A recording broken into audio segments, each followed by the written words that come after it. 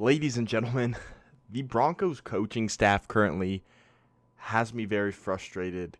And I know I'm not the only Broncos fan who feels this way. I know a lot of Broncos country right now is upset with Vic Fangio, with Pat Shurmur, with Tom McMahon, all of these coaches, and just the staff is just holding this team back. Sure, there's a couple positions that we need to upgrade, but I think we're a fairly complete roster aside from quarterback and maybe some depth pieces, and things that can definitely be upgraded in the offseason.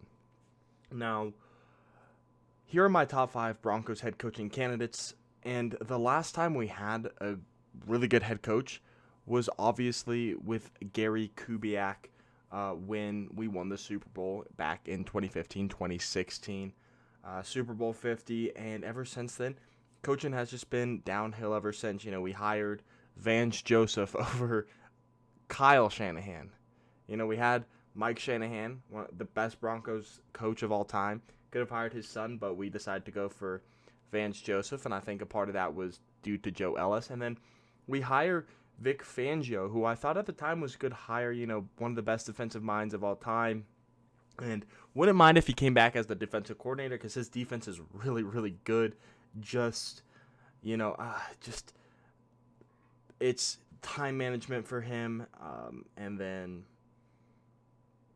just stupid challenges. But if he came back as the defensive coordinator, I wouldn't be mad. But then he goes around and he compliments Teddy Bridgewater when he has a bad game. No offense to Teddy.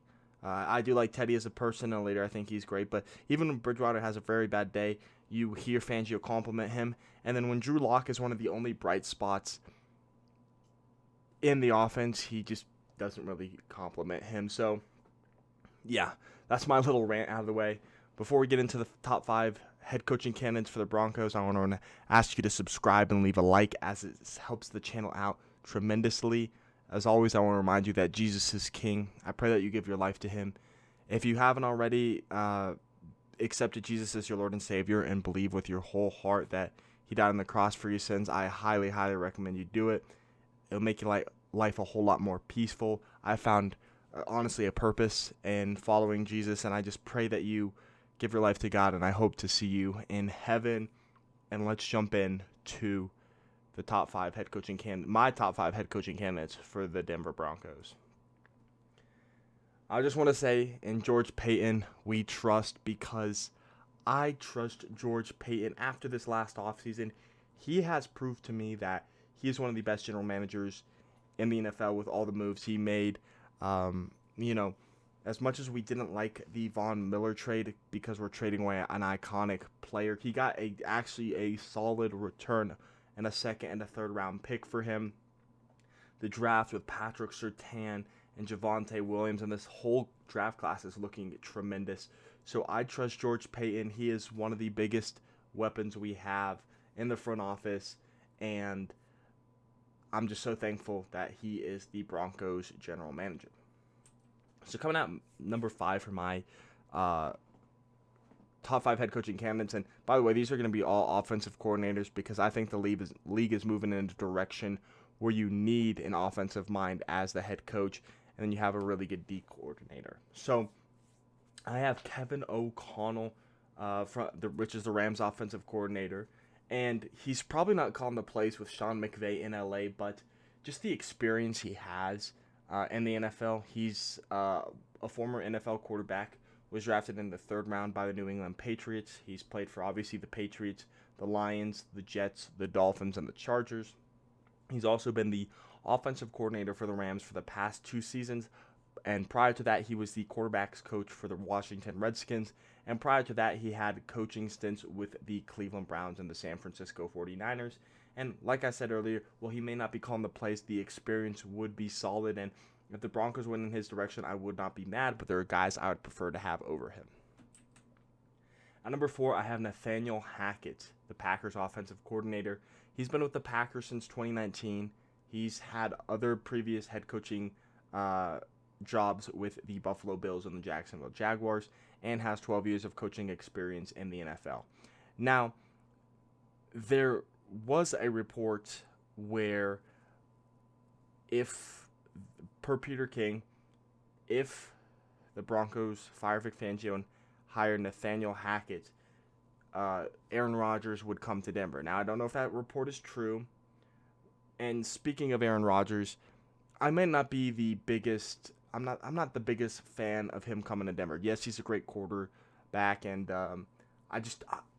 because I don't know how long he's gonna be here. Because if we trade away a ton of draft capital, have him for like 1-2 years, and then he retires or leaves the team, and we give up that draft capital, the whole point of bringing Rodgers in is to maybe having a younger quarterback develop under him. And if we give up that draft capital so we can't have a young quarterback develop under him, then we're kind of back in the same situation. So that's why I'm not a huge fan of trading for a veteran quarterback this offseason.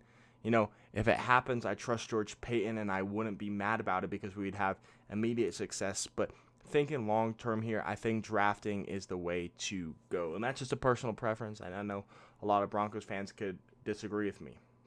And also, I want to bring up a report that I saw just a little bit ago. Let me pull it up. It is from one of the Broncos accounts on Instagram that I follow, and it is per Benjamin Albright. Let me find it.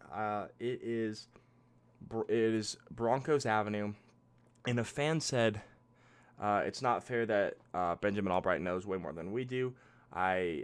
About the situation, the coaching situation.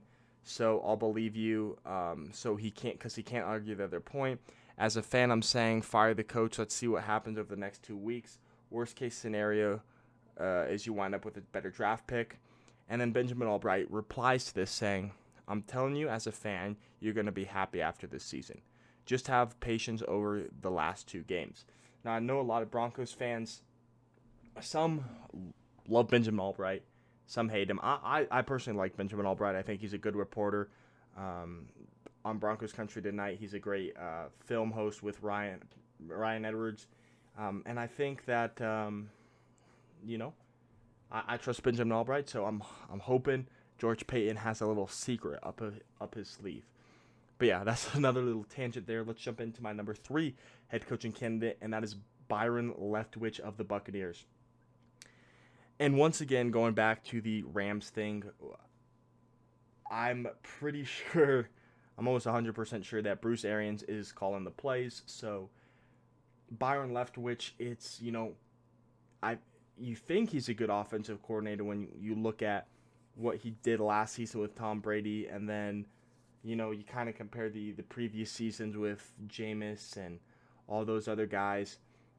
Before Bruce Arians came in, because he's been with the Buccaneers for 3 seasons, and I'm kind of mixed. I like Byron Leftwich. Some days I love him, some days not so much. But I'm gonna do some more looking into Byron Leftwich. But for my opinion right now, I wouldn't hate it as him as a head coach. He won the Super Bowl with the Bucs last year. Obviously, 3 seasons as a Bucs OC. Wouldn't be mad, but not my top choice candidate too. The top 2 candidates are the ones that I would really, really want. And at number 9, at number 2, we have Brian Daboll, the Bills offensive coordinators. He's a Buffalo native, so it'll kind of be hard to pry him away from Buffalo, but I don't think he'll get the head coaching job with Sean McDermott there. And then he has a lot of offensive coordinator experience. He won a national championship with Alabama in 2017 as the offensive coordinator, and prior to that, I believe he was a coach for the New England Patriots for 11 seasons. I can't remember if it definitely wasn't OC with McDaniels, but he was an offensive positional coach, I believe, and he won 5 Super Bowls with the Patriots. And the way that he's honestly transformed Josh Allen around and developed him, I think would be perfect for, say, we hire him, George Paton and him get a quarterback that they both really like, and then are able to develop him. I think that would be a perfect scenario with Brian Daboll and what he's been able to do, transforming that Bills offense. He is a huge contributor to why the Bills offense is successful. Will he come to Denver? Who knows? He could. He also might not. But Brian Daboll is my second choice. Honestly, he was my first for a while.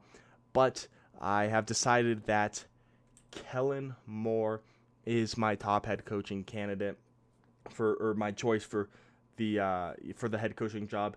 He has been the offensive coordinator in Dallas for 3 seasons. He's also a former Dallas Cowboys quarterback. He was on their team. He wasn't great as a quarterback. He played college at Boise State. Currently, as I'm filming this, or as I made this, honestly, the Cowboys have an 11-4 record. They've clinched a playoff berth, and not only that, they've clinched the division.